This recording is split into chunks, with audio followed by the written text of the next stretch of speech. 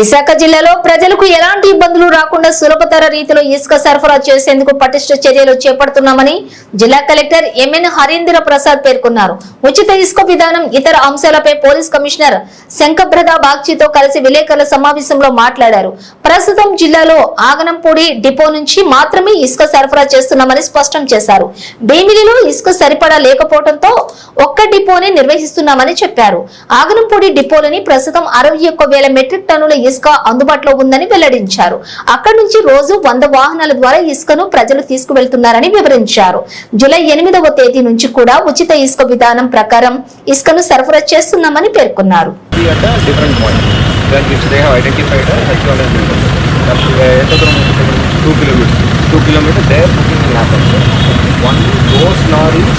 Which lorries will be given slots, sir. Booking point, they will give the serial number and they will start a 2-hour slot.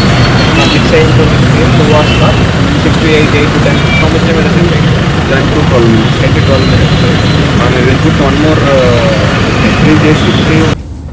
Visakhapatnam జిల్లాలో మనము ఈ ప్రభుత్వం వచ్చిన తర్వాత నుంచి 8/7/2020 నాడు నాటి నుంచి మనము కొత్త విధానంలో ఇసుక సరఫరా చేయడం అనేది జరుగుతుంది. దీని ద్వారా ఎటువంటి రెవెన్యూ షేర్ లేకుండా, ప్రభుత్వానికి ఎటువంటి ఇన్కమ్ లేకుండా ఆపరేషన్ కాస్ట్ మేరకు మనము శాండ్ని సరఫరా చేయడం జరుగుతున్నది. మన దగ్గర మొదలైనప్పుడు దాదాపు 190,000 మెట్రిక్ టన్ 2 డిపోలు, ఒకటి భీమిలి, ఇంకొకటి అగనంపూడి గాజువాక మండలంలో 2 డిపోల్లో మనము సరఫరా చేయడం జరిగింది. దీంట్లో చూస్తే భీమిలిలో తక్కువ శాండ్ ఉండడం వల్ల అక్కడ శాండ్ని త్వరగా మనము పంపించడం జరిగింది, ఎగ్జాస్ట్ చేసుకోవడం జరిగింది. ఇప్పుడు ప్రస్తుతానికి మనము ఒకటే స్టాక్ యార్డ్ దగ్గర నుంచి మనము ఇసుక సరఫరా చేయడం జరుగుతున్నది. అగనంపూడి స్టాక్ యార్డ్ నుంచి మాత్రమే ప్రస్తుతానికి జిల్లాలో ఇసుక సరఫరా అనేది జరుగుతున్నది. ఈ సరఫరాలో ఈ మధ్యలో కొంత కంప్లైంట్స్ రావడం, ఎక్కువ డిలే వస్తున్నది. అదేవిధంగా ట్రాన్స్పోర్టేషన్కి మనకి ఎక్కువ ఛార్జెస్ అడుగుతున్నారు. అక్కడ వెయిటింగ్ టైం వల్ల లారీలు ఎక్కువసేపు వెయిట్ చేయాల్సి వస్తుంది. కాబట్టి ఎక్కువ అమౌంట్ ఛార్జ్ చేస్తున్నారనేది కూడా ఒక కంప్లైంట్ రావడం జరిగింది. సో దీని మేరకు రాష్ట్ర స్థాయిలో అదేవిధంగా జిల్లా స్థాయిలో చర్చించడం జరిగింది. గౌరవ ముఖ్యమంత్రి వర్యులు ఆదేశాల మేరకు మనకి ఈ ప్రస్తుతం నడుస్తున్న ఈ సరఫరా విధానంలో కొన్ని మార్పులు తీసుకురాబోతున్నాము. రేపటి నుంచి ఈ మార్పులన్నీ కూడా అమలులో వస్తాయి. దీంట్లో ఏంటంటే ప్రధానంగా బుకింగ్ని అదేవిధంగా శాండ్ పికప్ని మనం విడగొడుతున్నాము. Booking and delivery of the sand రెండు ఒకే చోట్ల జరగడం వల్ల మనకి ఎక్కువసేపు సమయం వేస్ట్ చేస్తున్నాము. అదేవిధంగా అక్కడ ట్రాఫిక్ కంజెషన్ కూడా ఎక్కువ అవుతుంది. కాబట్టి బుకింగ్ని అదేవిధంగా శాండ్ పికప్ని మనం విడదీస్తున్నాము. శాండ్ పికప్ అనేది మనం స్టాక్ యార్డ్ దగ్గర జరుగుతుంది.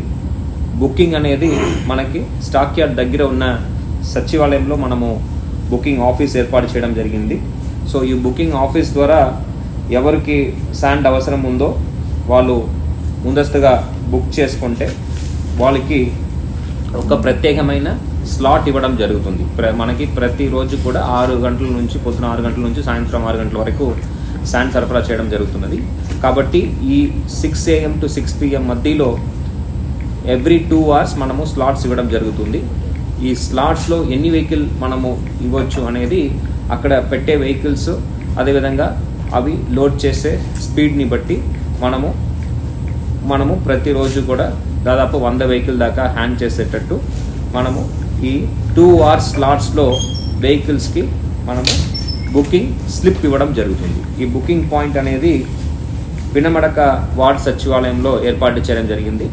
మళ్ళీ చెప్తాను, పినమడక వార్డ్ సచివాలయం గాజువాక మండలంలో ఈ బుకింగ్ కేంద్రం ఏర్పాటు చేయడం జరిగింది. సో శాండ్ అవసరం అయితే ఈ బుకింగ్ కేంద్రానికి వెళ్ళి అక్కడ ఈ బుకింగ్ స్లిప్ని మనము పొందితే మనకు కావాల్సిన సమయంలో అక్కడ మెన్షన్ చేసిన సమయంలో stock point Aganampudi stock point దగ్గర వెళ్తే మనకి వెంటనే శాండ్ లోడ్ చేసి పంపించడం జరుగుతుంది.